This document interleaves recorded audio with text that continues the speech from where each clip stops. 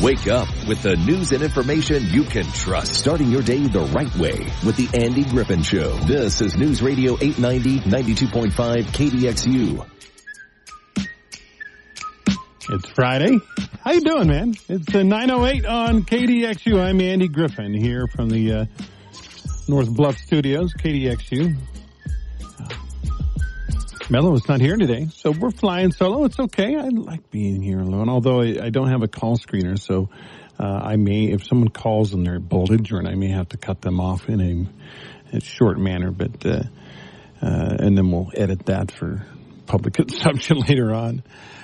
But thanks for tuning in today. I have a couple of topics that I want to talk about. But as always on Fridays, love to hear from you. 673-5890 is the phone number. 435-673-5890. I'll give out the text line here in just a minute. Also, later on in the program today, I'm going to be giving it, I have in my hand right now, a Town Square Media Family Season Pass for Staley Family Farm. A family season pass for the Staley Family Farm. The pass, you can go as many times as you want with your family, is for 2 adults and 4 children. The pass lasts from October 10th to October 31st, so till the end of this month. And I'm going to give that away in probably in about 20 minutes or so from right now, so don't call yet. Actually, I'm going to use the text line to give that away, and you'll have to have a very small amount of expertise to win this one. It has to do with spelling. Okay, and that, again, that's coming up later. A couple of things in the news today before I get going on a couple of the other topics. All right, I'm going to tell you a little story about what, I don't know if you read about this morning or heard about it. A man died up in Lehigh at a construction site. Authorities were called at about 8 a.m. yesterday to a construction site where they found a man deceased. The man whose name and age, and I'm reading now from KSL.com, man whose name and age have not been released was found pinned against the construction vehicle behind a building under construction. Lehigh Fire Battalion Chief Shad Hatfield said it appears the man was inside the cab of the vehicle when he leaned out for some unknown reason and the lift came down on top of him. Here's a couple of weird things about this one. Number one, the lift came down on top of him, but didn't kill him right away. So there's tremendous weight pressing on him, but he was alive. They surmise he was alive for several hours after the construction accident. So the questions start to arise. Number one, he was due home that night, right? After work, you go home. His wife never reported him missing. She only the next morning when he never came home at night, never came home all night long. The next morning she drove over to the construction site and with other construction workers found him. At this point he had passed away early Thursday morning. So I think it's very strange the wife did not miss him overnight until the next day. I think the other thing that's strange is how I think it's incredibly rare. How often, if you have a construction site, is one man working alone? Where was everyone else? When did this happen? What time did this happen? Was it like right at 5 o'clock, and so he was pinned all night long? Was he working late at night with this boom, this forklift thing? I don't know what the answer to this is, but so I have an interesting question to pose you. It's a little bit about religion, not a specific religion, but religion in general. So that happened Wednesday night, right? And unfortunately, the man died, and they found his body Thursday morning. Last night, there was a baseball game, right? The Cleveland Guardians, the New York Yankees. And in that game, the Yankees led going into the ninth inning.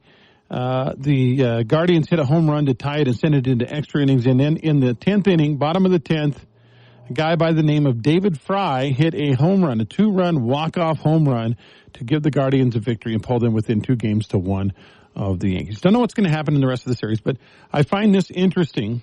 When asked after the game how he did it, David Fry said, "All glory to God," which is, a lot of athletes say that when something cool happens, all glory to God. But then he expounded on that. He said, I had a really bad first at bat and strikeout versus this pitcher, and I just told God, I said, take it, man. Just take the at bat. I still don't know what happened, but it ended up that we won. He said that a moment later, he said, it's a tough matchup. Just try to have fun, and God, you take the at bat. I try to give it to God, and I'm just trying to have the slowest heartbeat I can. It's tough in those situations to try to stay within yourself.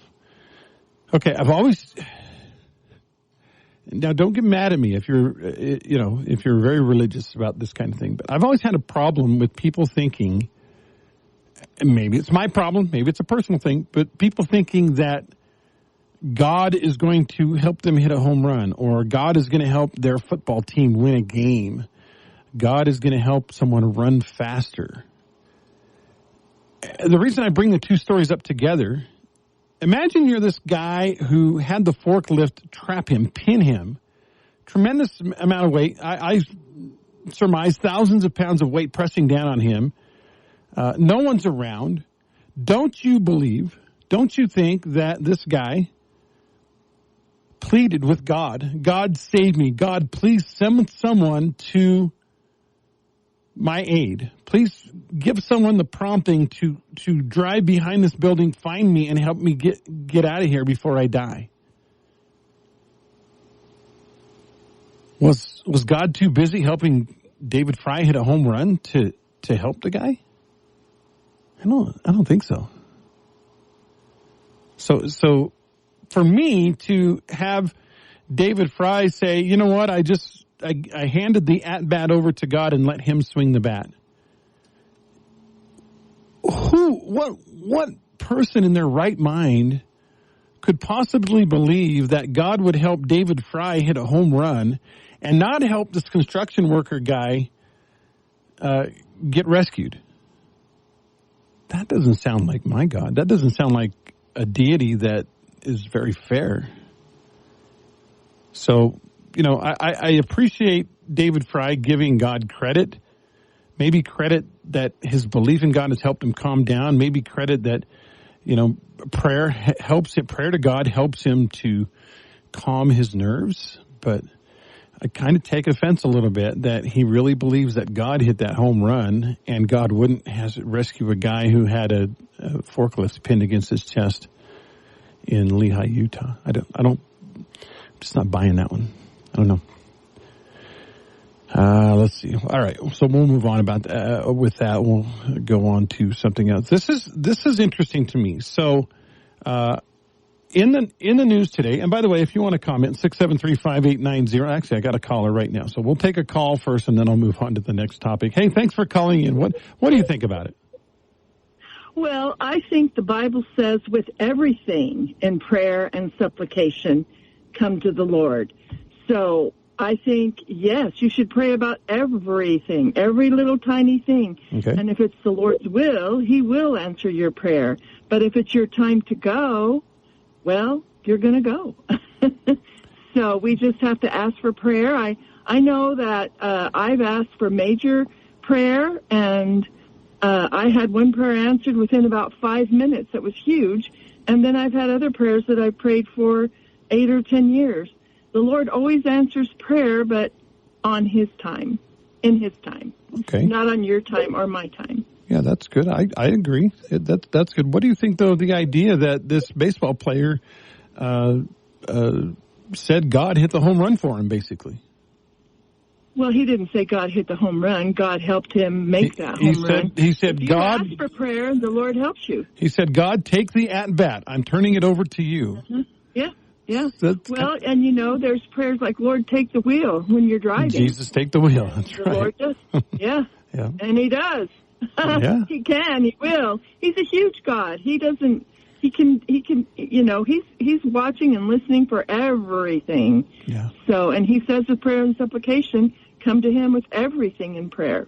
Yeah, I agree. And in fact, sometimes I believe that you can have a prayer in your heart at all times, which means you don't actually have to kneel down and say the prayer to be praying all the time, right?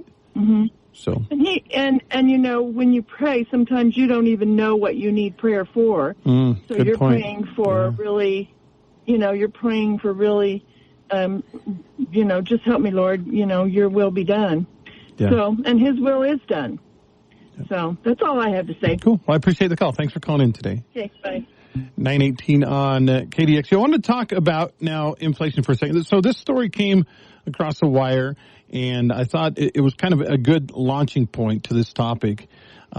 Here's the story. This is straight off our 24/7 news source wire service. The state of the economy tends to have a profound impact on the presidential elections. Bankrate's new politics and economy survey shows 41% of Americans say inflation is their top economic issue this presidential election. Okay, inflation is on our mind. I'm surprised that number is actually as low as it is. There's more here. The majority of Americans aren't pleased with the economy. More than half of those surveyed think the U.S. economy is headed in the wrong direction. More than 2 in 5 Americans say Trump would be best for their personal financial situation and inflation, while 45% believe he would be best for the economy. And I'm mincing words there, but the thing I don't understand, I guess when I first read this, I'm like, wait, what? Only 41% think the economy is a top issue, and only 45% say Trump would be best when it comes to fixing the economy. So I did a little digging, a little reading. I found this cool article. Let's see if I can find it. So it's about inflation, and it talks about what prices were 4 years ago and what they are now, and it kind of tries to dig into the root of why a loaf of bread that cost $1.25 4 years ago now costs $4 or at least $3. And if you don't believe me, I'm not making these numbers up. Go to the store right now. Go try to buy a loaf of bread, any brand you want. If you want to go generic, get the cheapest one. The cheapest loaf of bread you can find in a grocery store right now is about $3 if it's on sale. The cheapest name brand, you buy Sara Lee or Wonder or whatever, that's $5 for a loaf of bread. $5. Now, I understand times have changed, as everybody tells me, times have changed. You got to get with it. You got to understand a hamburger costs more, but that's my point. What I was digging into was why did this happen? And this author really kind of traces it down and why the costs have been so big for things like groceries. And the thing they're able to dig into and kind of explain is, well, the reason groceries cost more, and when you think about it, you're like, oh, duh, of course. The reason goods cost more is because gas costs more. Diesel fuel is up. It depends on who you ask, but diesel fuel is up as much as 20 to 25% of what it was a few years ago. Some maybe double. Some are saying it's close to 100%. And you say, well, what does that have to do with the price of a loaf of bread? Well, what's the bread made out of? Okay, wheat, wheat flour, yeah, and eggs, and yeah, okay. Stuff that comes from a farm, right? Well, how do you operate a farm? You do it with tractors. What do tractors run on? Diesel fuel. Okay? And so it costs more to put gasoline, diesel gas in these tractors. Also, when you get to the next step, the wheat comes, and you get if you want a loaf of bread, your wheat's got to go to the manufacturing facility that's going to grind the wheat and turn it into flour and then turn that into bread. Well, what do these machines run on? They run on electricity. Oh, okay. Well, where does electricity come from? Well, most of it still comes from gas and oil and coal in America. A small percentage of it might come from, windmills and solar or whatever. Very small percentage. Just because that's not a big enough resource. And so you have to pay for your electricity, which the price of power has gone up in the last 4 years because we're having to buy a lot of these resources from other countries. So okay, you get manufacturing, okay, and then they finally get a loaf of bread made, and then what do they do to it? Oh, yeah, they package it with a machine, and then they deliver it to your grocery store, and you then buy it. Okay, wait, how did it get to the grocery store? Oh, wait, diesel. That's right, fossil fuel. Okay. So that costs money to have it delivered, more than it used to cost 4 years ago, because we're not energy independent anymore because of the quote-unquote wisdom of our leadership. And so instead of creating our own, fuel here in America, we're buying it from the Saudis and even from some of our enemies over there. So it costs more you think of all the steps along the way, the farm tractors, the machinery that need power to process the wheat and stuff, and then the diesel trucks to get them delivered, your cost to drive to the store, especially if you don't have one close to you. It all costs more money, and it's all tied to the price, really the cost of fuel in this country. Now, when Donald Trump was president, his goal, and he achieved it, was to make America energy independent. We got to a point in this country where we didn't have to buy fuel from Saudi Arabia or Iran or Libya or anywhere in the Middle East. We didn't have to buy it from Canada. We didn't have to buy it from anywhere else in the world. We had our own fuel here in the United States of America. Biden and his cronies said, no, we don't want that quote unquote pollution in our country, even though if you look at how clean the energy is in mining in oil wells and things compared to, say, a lithium mine for electric cars, so much cleaner. But it's all about perception, I guess. All I know is this: when I go to the store and buy foods, it's unbelievable how much more everything costs than it did just a few years ago. When I go to a restaurant and that hamburger that cost me $5 in 2019 now costs $14. I'm not exaggerating. Go to a restaurant, buy a combo meal at a fast food joint, or go to a little bit nicer, what do they call it, casual fast, like a Seven Brothers or place like that, buy a burger and fries. How much is that going to cost you? Yeah, it ain't cheap. And it's all because our leadership, including the one, Kamala Harris, who is running for president now in place of Joe Biden, they decided that we as a country need to get rid of fossil fuels. We as a country need to stop being energy independent. Better to someone to pollute somewhere else than to get this fuel from here in the United States of America. So silly. It's so messed up. But that's their thing. It doesn't come down to we got to stop using these fuels, because we saw with the disaster with Helene and to some extent Milton, the hurricanes down in Florida and the Carolinas. You've got to have fossil fuels. You've got to have diesel trucks. You've got to have jet fuel. You've got to have helicopter fuel to help people survive these kinds of disasters. And so to say, well, we'll just make someone else pollute and we won't do it is so naive, so hypocritical, I think is probably a good word for it. So hypocritical that it just boggles the mind.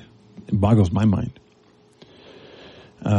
So anyway, inflation is real. It affects you and me every single day. When I think about a budget that we all live on, and I'm a big believer in budgets. Every one of my kids, as they got to get married, and 3 of them are married, I sat down with them and I said, you got to understand there's no more magic money that I can get from Dad. There's no more magic money that, somebody's going to pay my bills for me. The magic money is gone. That was my money, by the way. It wasn't magic. It was my money. But I sat down with my kids and I said, look, this is how much you make at your current job. Let's sit down together. Here's the budget. Here's what you make. This is how much things cost. Rent and utilities. You want fast internet? Yeah, it's going to cost a little more than slower internet, right? You want streaming TV? Well, you know what? It seems like it's cheaper than, say, a DirecTV or Dish, but once you pay for 3 or 4 of those services, all of a sudden you're paying the same as you would have for one of the satellite services. I'm not endorsing them. I'm just saying that's kind of what I found out. We gave up DirecTV a couple of years ago, and yeah, the streaming services, you take a pretty good hit. But anyway, this is how much your food costs. This is how much, how often do you fill up your gas tank? Well, guess what? That costs money too. And it's not magic money. It's money that you have to accumulate on your own by working hard. And once they sit down, it's kind of an enlightening process. If you sit down with someone who's never lived on a budget, especially someone who lived at home and had their basic needs already taken care of, and you sit down with a budget with them and say, look, this is the left side is what you make, the right side is what goes out. And when they start to see that all the left side money is gone and you're not quite finished your list on the right side, they go, oh, wow, I didn't realize. Yesterday I had Rory O'Neill from NBC News Radio on, and he said that as many as 40% of Americans right now are either maxed out on their credit card or at least carry a very large debt on their credit cards. And I just shake my head. I'm like, it's true. It's true. And sometimes, not always, sometimes it's a discretionary spending, which is a fancy word for saying buying junk that you don't really need. But sometimes it's families just trying to make ends meet because of our nasty inflation and trying to make the budget fit. And yeah, you have a credit card to cover you in case the budget doesn't fit, but guess what? Someday you got to pay that off. All right, it is time now, 9:30 on KDXU. I am going to give away a family season pass. Now, don't call me. This is a text contest, and it's a family season pass to Staley Family Farm. It includes a pass the rest of the season, all the way till Halloween, for the Staley Family Farm for 2 adults and 4 children. Here's what you've got to do. I want you to text me, 435-467-5842. I have a family pass for you.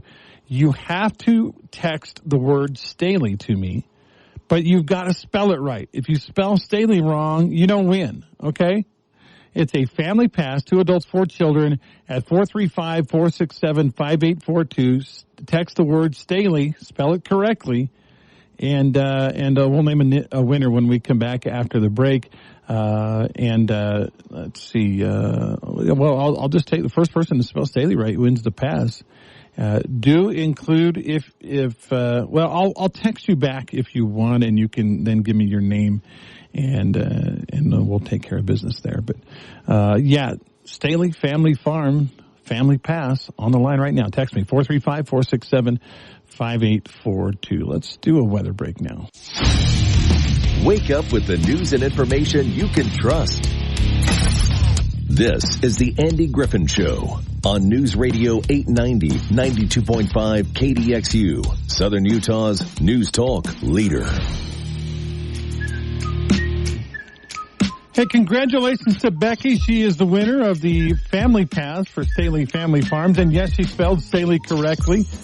Those not from Southern Utah would spell Staley S-T-A-L-E-Y, or maybe throw an H in there, S-T-A-H-L-E-Y or S-T-A-L-L-E-Y or what. Well, I remember when I first came to Southern Utah, I got on a broadcast with Mike McGarry, one of my first broadcasts. I remember doing a game, and there was a guy on the roster, and his last name was Staley. I looked at the roster. Now, remember, I wasn't from Southern Utah. This was 30 years ago. And I looked at the roster to identify the kid. It was a football player. And his last name was S-T-A-H-E-L-I. And I said to myself, okay, how do you say that?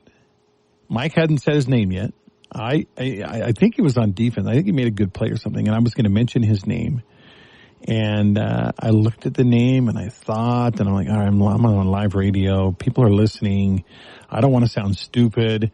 And I noticed, by the way, it said his hometown was I think St. George or Washington or Santa Clara or something like that. He was from down here.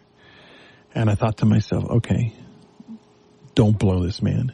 And so I kind of did one of these, oh, nice play by Staley. And I kind of mumbled it a little bit, hoping that, it would get by Mike and maybe a listener wouldn't notice. And, Mike said, oh, you mean so-and-so Staley. And I was like, yeah, that's the guy. What a great play he made. And, I learned that would have been 94. So 1994, the fall of 1994, because this was in football.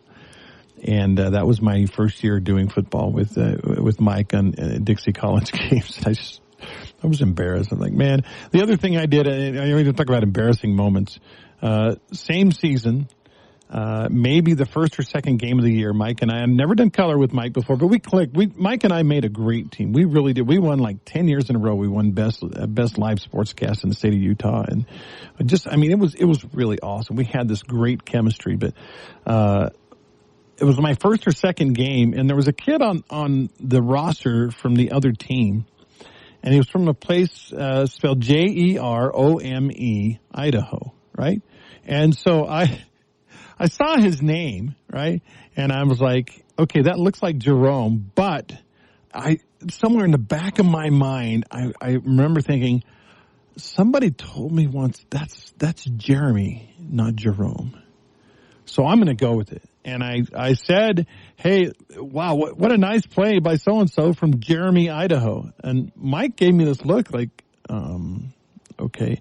Now, it's kind of etiquette when you're broadcasting a ball game with someone else. They don't correct you on the air unless they feel like it's absolutely necessary.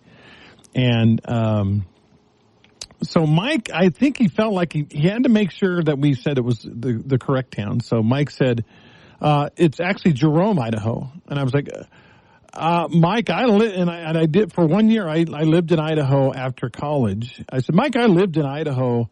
I'm pretty sure that's Jeremy.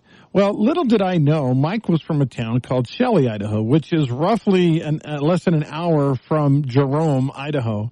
I didn't know that at the time. Mike said, well, actually, I lived right by this town, and it's Jerome. And I was like, okay, then. So whatever was teasing me in the back of my mind to say Jeremy, Idaho, I was wrong. That little dude in the back of your, maybe it's on your shoulder or maybe in the back of your head that tells you stuff. He's not always right. Now, of course, you can trust your gut most of the time. I feel like, to me, trusting your intuition, your gut is important, but it let me down that time. And those were maybe two of my more embarrassing moments on radio. Kind of an interesting topic, embarrassing moments. And I have another one. I don't know that I have time to talk about it right now, but it involves, and I think I told this before on the radio, I think it involves something that happened at an awards dinner I was at. But again, Becky wins the family pass for Staley Family Farms. Congratulations to Becky. And I also have another one. It's not a family pass. It's a day pass for a family. No, it's a family pass, but not for this season. This one is for the season, so you can go as many times as you want. The other one I'm going to give away sometime early next week is for a one-day day pass for a family. So, don't give up. We will give other stuff away here on the show. Found a great article on AIER.org. It's American Institute for Economic Research, AIER.org. And I love good reads. I'm a writer, and sometimes I read stuff and I go, like professional stuff that makes a lot of money. And I go, I could have written better than that. And then sometimes I read something and I go, man, this dude's good. This dude or this lady, they are really good at writing. So the writer of this article, Don Boudreau, I think he's good. I mean, he's a good writer. And I'm going to read you just a little bit of an excerpt from his article titled, "You Can Trust Me," in quote marks. This is Don Boudreaux. He said, recently on Facebook, an attractive young woman, or so I judge from the picture accompanying her message, asked me to accept her as a Facebook friend. She assured me she's positively enthralled with the messages that I regularly post at social media site, and she really, really, really wants to get to know me better, hint, hint. How lucky I am, a man in his mid-60s, to catch the eye and spark the interest of a beautiful young woman. Who knows what delights await me if I befriend her. Of course, if you're on social media like I am, you have gotten that exact same offering, the friendship offering. A young woman comments on how interesting that I am, or you are, and wants to be your friend. Continuing with Boudreaux, this friend request reminded me of the many emails that I, like many others, have received over the years promising me instant riches in exchange for helping some third world country innocent person escape injustice. For kicks, I saved one of these emails that dates back to November of 2011, marked urgent. It's from one Mitchell Joy. Although I never heard of Mr. Joy, he wrote to me from his home in Ghana with assurances that he knows me to be a man of impeccable character. Mr. Joy, unfortunately, was in desperate need of my help, but he would make it worth my while. He assured me that together we could both be of great benefit to each other. Mr. Joy, you see, was very tragically had recently lost his father, who was a successful and upstanding businessman worth tens of millions of U.S. dollars. But Ghana's nefarious government threatened to block Mr. Joy's access to Papa Coleman's money. Mr. Joy was, of course, desperate to get these funds out of Ghana ASAP before they would be confiscated from him and his family by that evil Ghana government. That's where I was to come in. Having been assured by certain nameless worthies of my integrity, Mr. Joy wanted to use my U.S. bank account as the escape vehicle for his $25 million. All I had to do was send Mr. Joy my bank's name and routing number and my checking account number, and within days, $25 million would have been deposited in my account, half of which I was to transfer back to Mr. Joy. The other half I was allowed to keep because of my goodness and willingness to trust and assist Mr. Joy. Oh, what a deal. I'd become rich as I promoted justice by keeping the Ghanaian government's greedy paws off assets that rightfully belonged to Mr. Joy and his kin. I would have used my $12.5 million to buy the Brooklyn Bridge because I've been assured by many it is, in fact, for sale. Or as George Strait would say, I'd probably buy some oceanfront property in Arizona. Yeah, the trust that he talks about is, what was the word he used? Our horse sense. Our horse sense kicks in. When we see an email like that, or we see a friend request from a beautiful young woman who says, oh, your comments and your articles are so interesting. I want to be your friend. Most of us, 99% of us go, yeah, no, this is a scam. I mean, we have the intuition, the horse sense, the knowledge to go, yeah, I don't think so. I don't want, and we delete the emails, we delete the friend requests. We maybe, if you feel like pursuing it, you can block or you can report the person. But we're smart enough to go, yeah, and I'm not buying it. So back to Mr. Boudreaux. He postulates, he said, where is this horse sense at election time? With the November election fast approaching, websites, TV, radio, newspapers, and local streets are bursting with pleas from perfect strangers asking me to trust them with my wealth and liberties. Vote for me, they'll say, and I'll make your life better by building more roads for your use and at no expense to you. Under my plan, only people richer than you who now don't pay their fair share of taxes, they're the ones that will pay for the roads. Elect me and I'll improve your well-being by reducing the cost of medical care. And I'll make medical care better. So I'll reduce the cost, but I'll make it better. Once in Congress or maybe in the White House, I'll work tirelessly for you and all Americans. Yeah, these TV and website ads are also filled with clips, obviously staged, of the candidates talking with school children, shaking hands with senior citizens, listening earnestly while wearing a hard hat, perhaps, to factory workers, commiserating with ordinary townsfolk at the local diner, and playing touch football at community picnics. We are supposed to believe that these office seekers are singularly special and caring servants of others. We are supposed to feel confident that we can trust these individuals with power as well as the access to our purses. How does it make you feel when summarized that way? Strangers asking for bank account numbers do differ in some ways from strangers asking for votes, but I'm struck by the similarities. In both cases, individuals who we don't know and who don't know us seek to gain our trust so that they can then gain open-ended access to our wealth.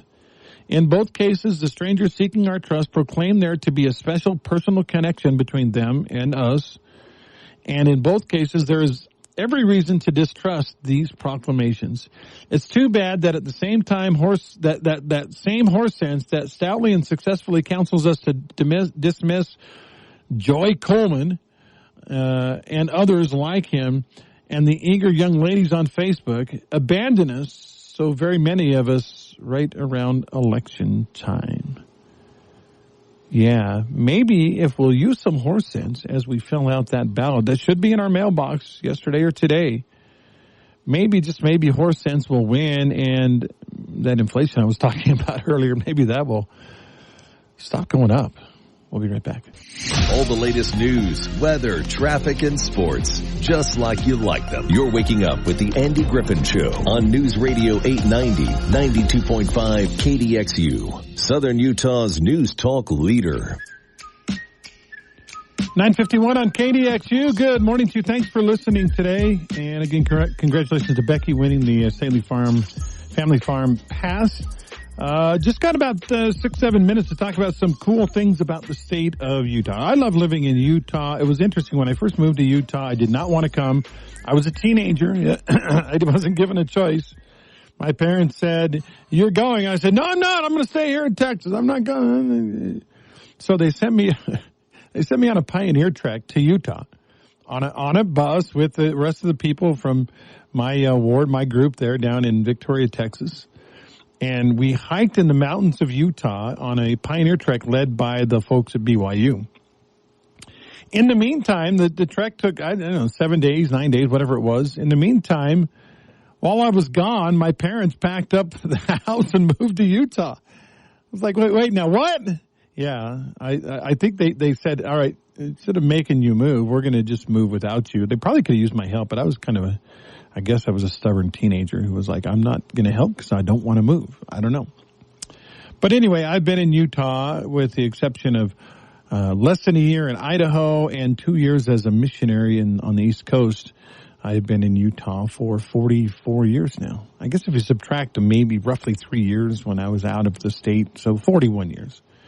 Anyway, some cool stuff about Utah that I learned. By the way, this is from an article on 890kdxu.com. I encourage you to download the app or just go to the website, 890kdxu.com. It's called Facts, revealing some of Utah's most shocking facts. I don't think they're particularly shocking, but they're interesting. I'm just going to grab a couple. The great explorer, John Wesley Powell, who, yes, Lake Powell is named after him. He actually didn't like Utah. He expressed dislike for the state because of one incident in the state of Utah. He and his brother were mapping some areas. They needed to get up really high and get a compass reading from where they were kind of down in a little valley. So they climbed the face of a rock, got to the top of this cliff, and got their compass readings. But as they're getting their compass readings, it starts raining. And then it starts raining harder. And then it starts raining harder. So John and his brother decide, all right, we're going to climb down. We got to get down from here. They get maybe halfway down this cliff face, and they realize the rocks have become really slick. And for them to try to climb any further they would probably die. Their lives were in danger. So they decided, all right, we've got this little shelf we're on, this little rock shelf. We're going to just stay here for a little while till it stops raining at least. It didn't stop all night long. So anyway, in the morning time, the rain had stopped and the rock was starting to dry out, and they did climb the rest of the way down. But ever since that incident, I think it was in 1869, John Wesley Powell and his brother, they don't like Utah. All right, most people know the state gem of Utah is Topaz. But that is not the state rock of Utah. The state rock is coal, and places like Carbon County, you would know why, right?